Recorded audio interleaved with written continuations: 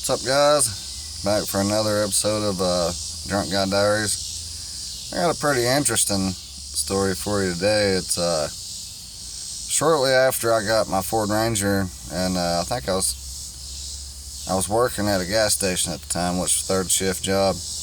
And so the days that I didn't have to work, working third shift, I was up all night the days off. And okay, we gotta go back to how this story happened to me. Okay, so one night I'm off, and I'm riding down the road, just going like 2 miles, 3 miles from my dad's house to go to the gas station and get some junk food or whatever. And before I get about a half a mile from the store, I get pulled over. And this is like 2, 3 o'clock in the morning. And as soon as I get pulled over, it ain't 30 seconds later, 2 more cops pull in and turn on their blue lights. And I'm like, what in the world, man? It's like, I ain't done nothing. I know I ain't done nothing. I wasn't doing anything illegal, wasn't drinking, didn't have any type of drugs or nothing on me. You get surrounded at this dollar store by 3 different cops. And right off the bat, the first cop comes up. He's like, hey, can you step out of the vehicle? I'm like, why? And he's like, well, we just need you to step out of the vehicle. Okay. So I get out of the truck, and he's like, do you have a weapon on you? I'm like, well, I got a pocket knife in my console of my truck. And he's like, no, do you have a real weapon, like a pistol? I'm like, no, I've never owned a pistol. And he's like, do you mind if we search your vehicle? I'm like, knock yourself out, So they got there, and at the time I had subwoofers and amp and all that junk in the back of my truck. Right off the bat, he's like, do you mind if we take one of these speakers out of your speaker box? I'm like, no, you ain't gonna be, they're sealed. I had them glued in. I was like, no, you're not taking one of those out. And he's like, okay, fine. So then I had a roadside assistance kit. Remember, I just had started driving that truck probably not 6-8 months before this. So I had a roadside assistance kit in the back of the truck. Never been opened. And he's like, do you mind if we go through that? Go ahead. He opens it up, tears all the crap out of it, and then they're trying to put it back in, and there was so much crap in there wedged in there just perfectly, you couldn't get everything back in the box. So I never got that fixed right. So they harassed me over and over and over and wanting to know if I had a gun. Do I have a pistol? Do I have a gun? Do I have a pistol? Blah, blah, blah. I'm like, no. So then finally, this went on probably 45 minutes. They finally let me go. I'm confused. I ain't got a clue what the crap's going on. And so I go in the store and then go back to the house. Well, about 2 or 3 days later, I just got off work 7 o'clock in the morning. And one of my buddies used to get up early, so I'd go pick him up and we'd ride around for an hour or 2 or do whatever before I actually had to go home and go to bed. And we're sitting about a quarter mile from that same dollar store at this little trailer drive-in. And we're at the window where you get your food. We're facing the road, And we're sitting right here. This is the edge of the building. We're sitting right here. This cop pulls in, like, facing us, facing the corner of the building. It's like, here's the building, here's us to pull out, and the cop pulls in facing the building right here. And I look at my buddy, I'm like, I hope you ain't got nothing on you, we're about to get pulled over. And he's like, what? I'm like, no, I'm serious, we're about to get pulled over, probably surrounded. He's like, why? I was like, I don't even know, something about a gun. And sure enough, as soon as they hand us our food, the cop already turned his car back on. I seen the, headlights come on for a second. So, as soon as we pull out, there's 2 cops coming from the opposite direction with their blue lights on, flashing me to turn down this little road to the right. I'm like, okay, so I pull in that road, and then as the cop that was sitting at the place, the other 2 cops followed me in behind me. Then an unmarked SUV comes around the other end of that road and has me blocked in. Before anybody gets out of the vehicle, there's 2 unmarked there and 3 sheriff's cars. So, I already knew it had something to do with the same, because it was only like 2 nights before same thing happened. And so they come up, and this time it was the chief of police. And I hear him talking, because I got my slung glass window on that truck. And I hear him talking, that's the truck. That's the truck. I know that's the truck.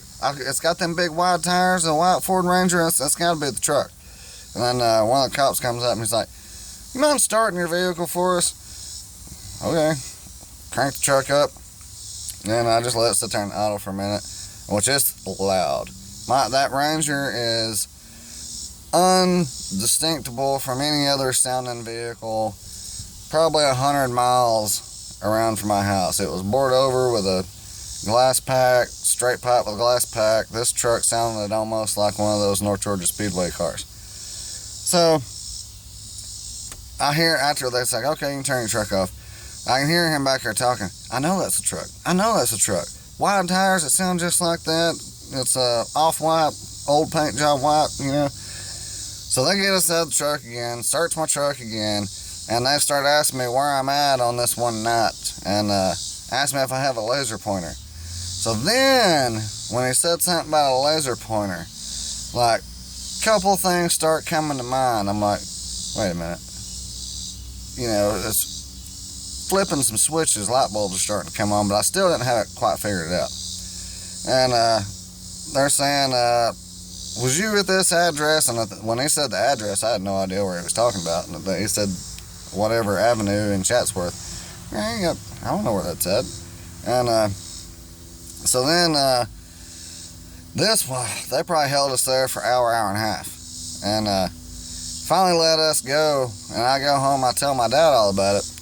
And he gets so mad that he calls Chatsworth, and they send the chief of police over to my dad's house. And my dad straight up, no, my son was at the house all night that night, blah, blah, this and that, and this and that.